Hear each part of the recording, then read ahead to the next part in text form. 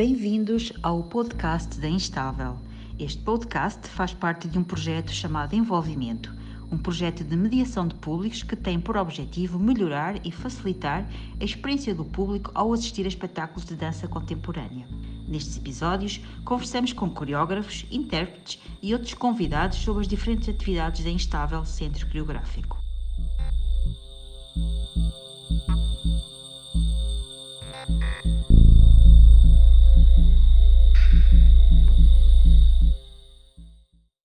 Hoje falamos com Carminda Soares e Margarida Monteni sobre Simulacro, uma criação apresentada no ciclo Palcos Instáveis em 2022, depois de um período de residência artística no Teatro Circo em Braga. A peça integra agora o projeto Segunda Casa da Instável. Carminda Soares é bailarina e criadora.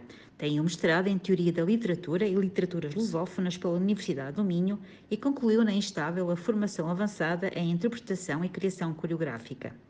Trabalhou profissionalmente com Vítor Hugo Pontes, Eduardo Torroja, Sara Friedland, Ballet Contemporâneo do Norte, Catarina Miranda, Marianela Boan, Gonçalo Lamas, entre outros. Como criadora, destaca It's a Long Yesterday, criada em parceria com Maria R. Soares, e o seu projeto a solo Light on Light. Margarida Monteni trabalha na área do circo e das artes performativas. Formou-se na Escola Profissional de Artes e Ofícios do Espetáculo, Chapitão, e na Salto International Circus School. Destaca o projeto Por um Fio, com Daniel Seabra, para a companhia Erva Daninha, e Ordessa, uma coleção de improvisos com Pedro Branco. Trabalhou profissionalmente com Miguel Pereira, Cláudia Nóvoa, Liliana Garcia, Teatro Musgo, Circo Caótico, Grand Spa Lab, entre outros.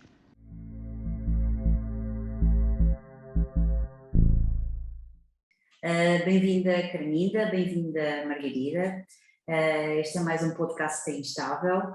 Hoje vamos falar sobre a peça Simulacro, que foi uma peça concebida no âmbito do projeto Palcos Instáveis e que agora está a circular no âmbito de Palcos Instáveis Segunda Casa. A primeira questão que eu gostava de colocar tem a ver com a temática do simulacro em si, o tema do simulacro, onde vocês tentam abordar diferentes estados de intimidade, de tensão, de resistência, e também falar um pouco sobre a intimidade entre os corpos femininos. Há alguma razão para abordarem estes temas? Enquanto mulheres, criadoras, intérpretes, querem falar um pouco sobre isto? Alguma mensagem a passar? Algum público específico a chegar? Dou-vos a palavra. Ok, eu acho que sim, acho que isso foi um ótimo resumo sobre aquilo que é os temas fulcrais do simulacro. O simulacro é construído à volta da repetição, da tensão, da resistência e utilizando sempre a premissa da intimidade. Acho que a intimidade sempre foi a palavra a que nos agarramos mais na construção do simulacro. E de certa forma nós queríamos poder pensá-la não só entre os dois corpos que estão em cena, que somos nós as duas, mas também passá-la à audiência, ou conseguir transmitir esta sensação à audiência. Daí o uso dos headphones. Isto é, no simulacro, toda a plateia tem acesso a um par de headphones, na qual está a passar a composição musical da peça, do António Marota, que é o músico do projeto, e estes headphones, ou esta chegada da música através dos headphones, dá-nos uma relação mais ficcional com aquilo que são os corpos que estão em cena. Por um lado, porque não conseguimos ter acesso àquilo que são as respirações, àquilo que é o som dos corpos, ou ao som da própria plateia, e portanto traz-nos um ambiente mais cinematográfico, enquanto público ou enquanto assistente, enquanto pessoa que assiste à peça. Faz com que se sinta que somos as únicas pessoas na plateia a observar. Exatamente, a observar estes dois corpos em cena. Amplia um bocadinho esta ideia de que cada espectador está ali sozinho a ver-nos, não é? Eu acho que foi também cria uma espécie de bolha, foi essa quase a nossa justificação para decidir optar por este uso de headphones. Sim. Sim, de certa forma também esta bolha que é criada é muito facilmente rompida retirando os headphones, tem-se acesso a uma realidade mais crua, mais neutra, onde se consegue ouvir quer os nossos corpos, quer o silêncio da sala, quer todos os detalhes a que não se tem acesso quando se está com os headphones. Portanto, cria aqui um pequeno conflito entre realidade e ficção, ou o que é a parte que é para ser vista dentro da peça. Sim, para nós também como mulheres e como mulheres artistas era-nos importante falar sobre esta ideia de intimidade entre corpos femininos, intimidade entre duas mulheres e também torná-las públicas, não é? Permitir que o público, os espectadores pudessem observar. Acho que a peça O Simulacro chega mesmo até uma certa homoafetividade, homoerotismo, e permite que o público o observe de forma natural. Também por isto, esta ideia de tentar que o público esteja sempre, os headphones também dão uma ideia de concentração e de foco maior, não é? O público está realmente mais connosco, não há distrações. Não acho que o construímos com um público específico, acho que há pessoas que se relacionam mais que outras, obviamente, mas até naquilo que temos vindo a apresentar algumas vezes, sentimos que há diferentes tipos de público, com diferentes idades, a se relacionarem, obviamente de formas diferentes, mas isso é muito, muito bom para nós, acho eu. E o público reage bem ao desafio de colocar os headphones? Coloca, tira, vai pondo, vai experimentando, como é que funciona? Acho que o objetivo era mesmo esse, era poderes escolher enquanto público, teres poder de escolha entre se queres ter acesso à composição musical ou não.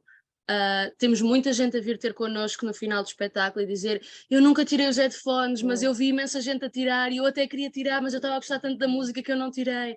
Temos gente a vir ter connosco a dizer: eu não gosto assim tanto da música, foi ótimo para mim poder ouvir-vos em silêncio o tempo todo. Para mim nem sequer havia música, isto vinha o tempo todo em silêncio e estava perfeito. Temos pessoas que gostam realmente de jogar com poder entrar e sair da bolha. Acho que é muito variado.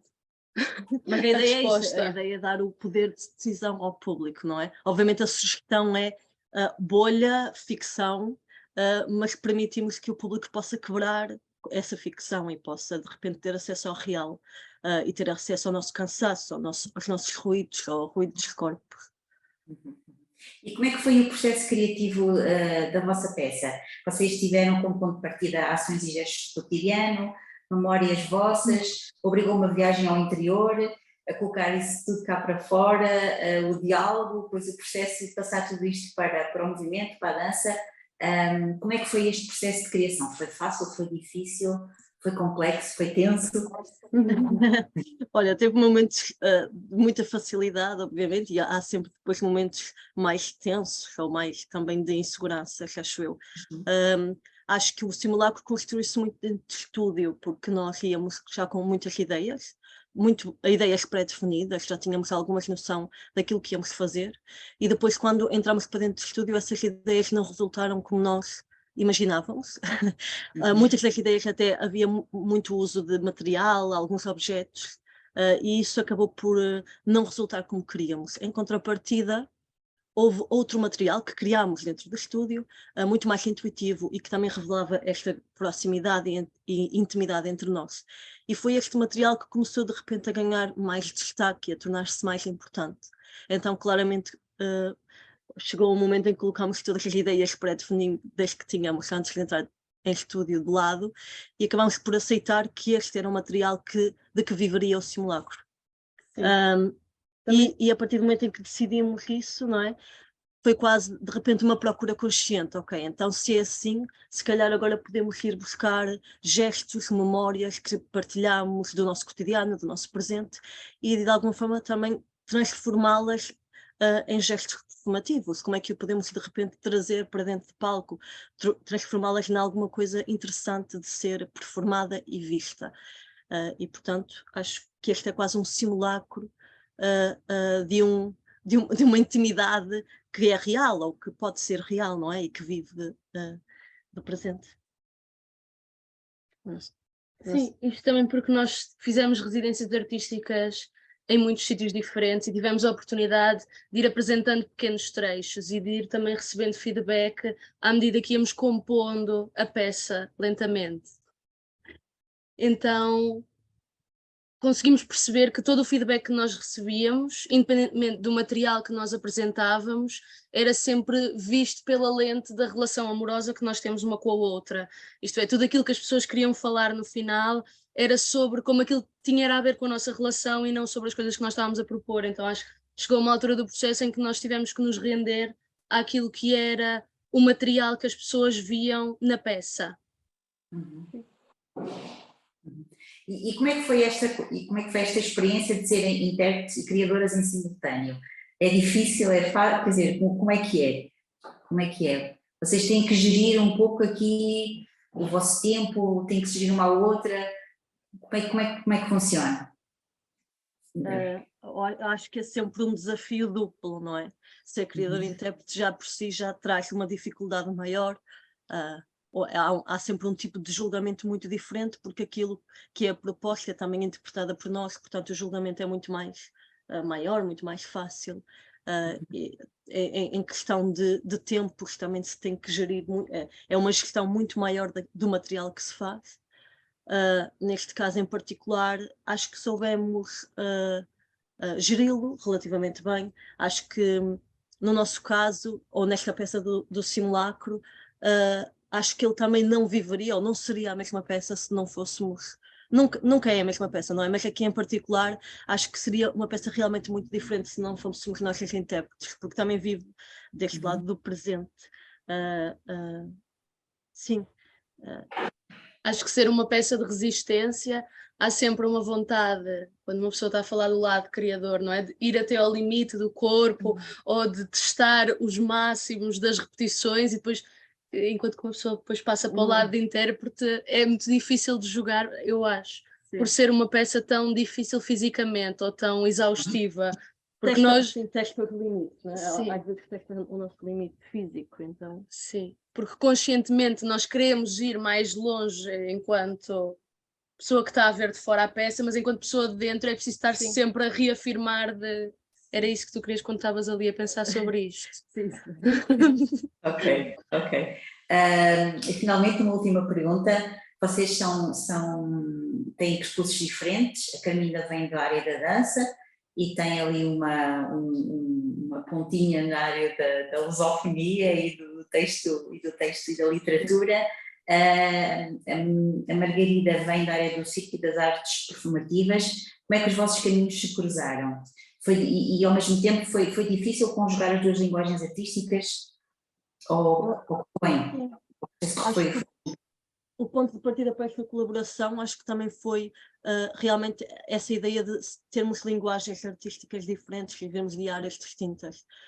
Também, falo por mim, acho que há sempre muito esta curiosidade sobre, em relação aos outros artistas, as práticas, Ao método de ao criação. método usado, ao método de criação, e portanto o interesse também de realmente poder encontrar esses outros métodos, essas outras práticas e poder usá-las depois mais tarde no meu trabalho. Aliás, as colaborações são sempre, para mim criar em colaboração é sempre um momento de grande aprendizagem, porque realmente se revelam outras coisas que eu não uso no meu dia-a-dia ou no meu dia-a-dia de trabalho, não é?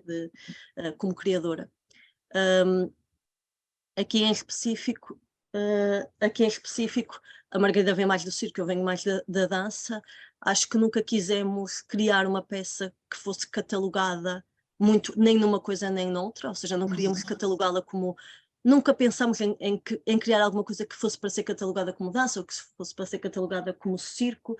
Queríamos criar alguma coisa que fosse diferente, acima de tudo, que fosse também uma experiência diferente para o público e que fosse também um momento de prazeroso entre nós e de aprendizagem entre nós, de troca realmente, de partilha. Depois não pensámos muito em que é que isso se revelaria a seguir ou como é que isso seria catalogado a seguir. Ok, Carminda e Margarida, muito obrigada pelo vosso testemunho. Tenho muita vontade de ver o espetáculo Simulacro, ainda não vi. Quero muito estar convosco e muito obrigada também pela vossa participação, pelo vosso testemunho, ok? Muito obrigada. Muito obrigada. Obrigada, tchau.